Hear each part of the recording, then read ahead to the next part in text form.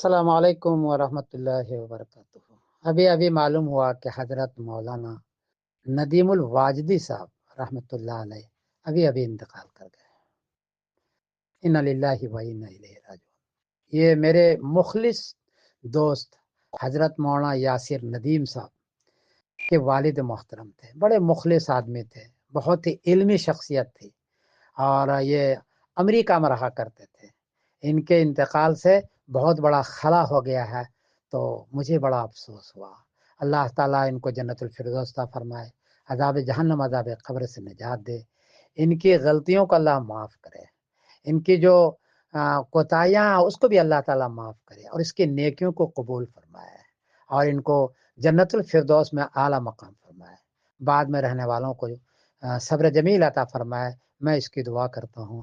مجھے بڑا افسوس ہوا، اتنے بڑے شخصیت کا آج انتقال ہو گیا۔